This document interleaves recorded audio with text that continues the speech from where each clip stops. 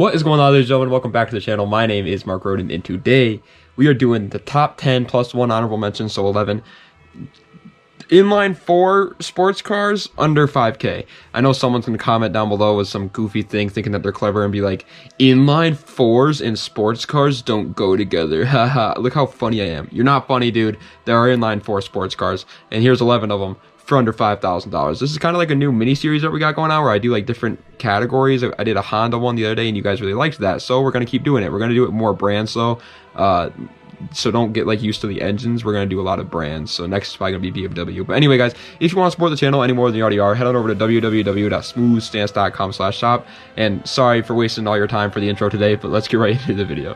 All right, coming in at the number 10 spot for today is going to be the Honda Civic EG, my boy. Yes, another Honda, and this one is pretty overrated, to be honest. The car only comes with a very small inline 4. You see, it's only a 1.5 liter inline 4. That only manages to make 106 horsepower, and it was front-wheel drive. But the power lies within tuning for this car, obviously.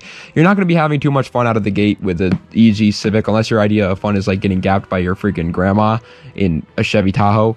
They also do look very good, and I wanted to put it towards the top, but I always put Hondas towards the top, so I wanted to change it up a little bit. And yeah, the EG Civic is popular. Yeah, the EG Civic is probably a good investment right now because they're only going to keep continuing to go up in price. But it's just, it's just not that fast. Number 9 is going to the Saab 900, my good friend. These things have such a cult following, it is insane. The people around the world are just like, huh, I sure do love myself a Saab 900.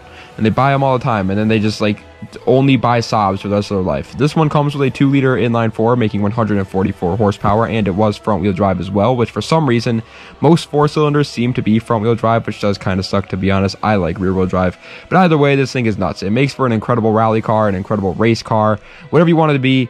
It can do it. They're also incredibly safe for their time, but nowadays they are massively outdated, so driving one is going to be a little bit sketchy. Like, I don't even think these things have airbags, so be a little bit careful, but for its time, that's a Swedish safety, baby. Number 8 is going to be the Mini Cooper S, which is so cheap for what it is, in my personal opinion. They come with a 1.6 liter supercharged inline 4, making 168 horsepower, and they were front-wheel drive, which, I mean, you see a damn hatchback 4-cylinder. What, did you expect a rear-wheel drive car? Silly. But either way, these Mini Coopers actually have tons of aftermarket support for them. They look pretty good to me, and they are a little fast. You know, they're not going to beat a Lambo, but they're fast, especially once you get to modding them. They can go even faster. Who would have known? Now, I do think the reason they are so cheap is just because there's nobody really out there who wants a Mini Cooper, so don't expect like values to go up. They're not like a great investment, but they are cool nonetheless. Number 7 is going to be the Mazda Protege 5, which is a kind of weird name, I know, but Mazda just likes to throw random numbers into their names and expect us to understand. I don't know why they do it. They still to this day do. With the Mazda Speed 3, people think it's called the Mazda Speed 3. No, it's called the Mazda Speed 3. Like, the Mazda Speed part is the model. It's just Mazda does that with all their cars. But anyway, this car comes with a 2-liter inline 4 making only 130 horsepower, and it was front-wheel drive. And I wish I could say this thing can handle like tons of horsepower and it's like a super good tuner car, but it really can't, from what I can tell. They just look very cool and have some pretty good aftermarket support, so I have to show them love where love is due. I do think it's pretty reliable. From what I can tell, people are saying that these cars are very reliable, and it just looks cool. All right, I just think it's a little bit slept on, that's all. Number 6 is going to the BMW 318i E30, which might shock you actually, because I love BMW so damn much, but they are usually pretty freaking expensive, especially E30s. Like, E30s are going up in value right now, but yes, you can still find a 318i E30 for under $5,000, and it's freaking baller. They come with just a very small 1.8 liter inline 4, making only 105 horsepower, but it was rear-wheel drive. And obviously the horsepower is very low, and just like the Saab, it is not a very safe car to be like driving around in today's standards.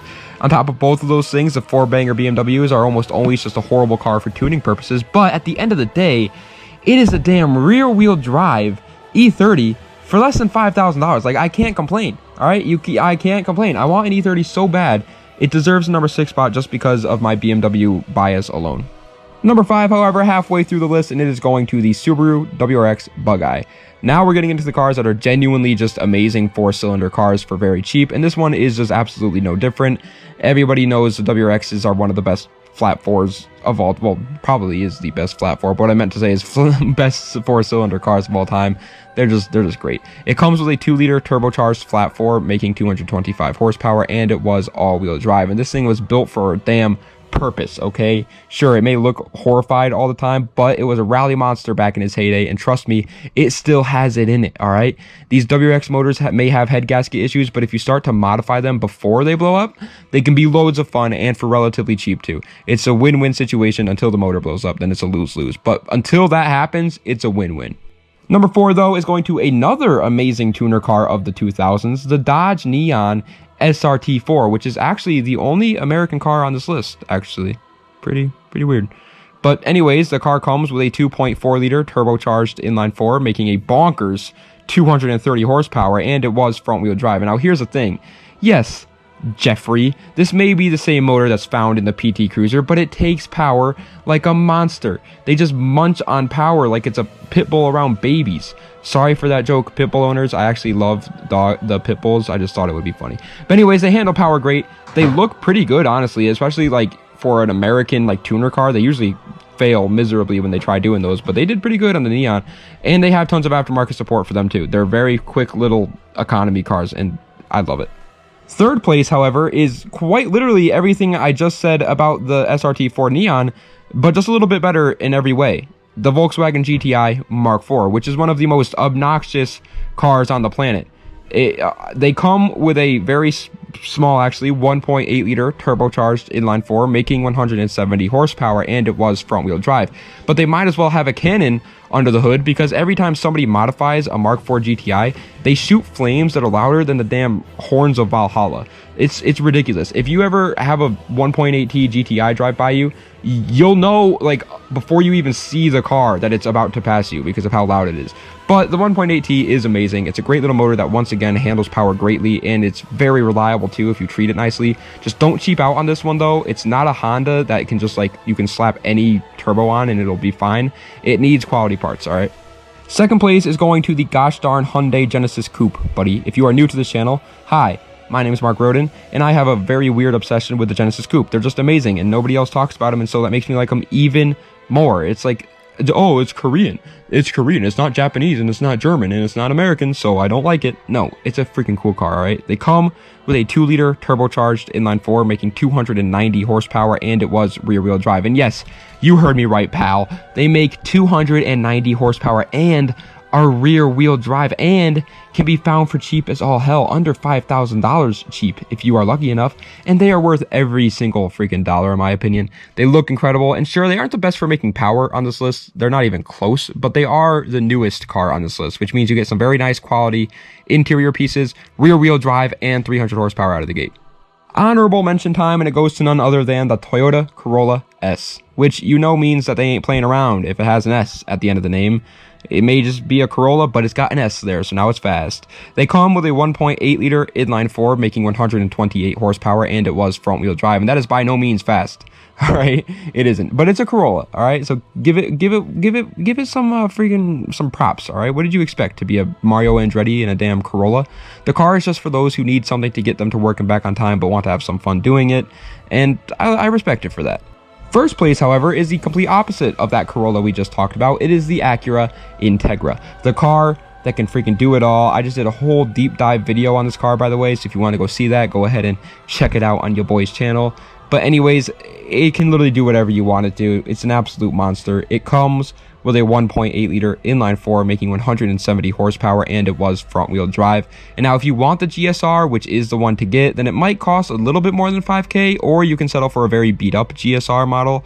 The choice is yours, but either choice is great. They have one of Honda's best tuning motors out there called the B Series under the hood, and if you thought the EG Civic was impressive, just wait until your freaking earwax infested ears get to hear a damn Integra fly by you, pushing like 30 pounds of boost and pop smoke blaring on the horrible speakers. It's a great time. It really is. I got to ride in an Integra one time.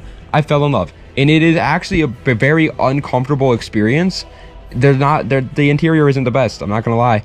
But I was just having so much fun. I couldn't even, you know, smell all the 15,000 cigarettes that were burning in the car. It was great. But ladies and gentlemen, that is the end of today's video. I hope you enjoyed. If you did, please be sure to like, comment, and subscribe to the channel for more. Tomorrow, we are doing a video on the What's Your Favorite Nissan Says About You, but extended. You guys really liked that video, so we're going to do it. Eventually, I'll do one on, like, everything out there. It's just going to take some time, obviously. We're going to be doing another deep dive, probably on the Honda Odyssey this week, because it just seems fun to do. And then another top 10. And then the week is over, and then we take a little break. Then we're back at it again on Monday, okay? Okay. Anyway, guys, thank you so much for watching. I really do appreciate all the support we've been getting recently. I made a video of the top 40 sports cars when we reached 40K, and there's a good chance that I'm going to have to make the top 50 sports cars video by the end of November. So you guys are amazing. I really appreciate it. Anyways, das vidania. Have a nice night.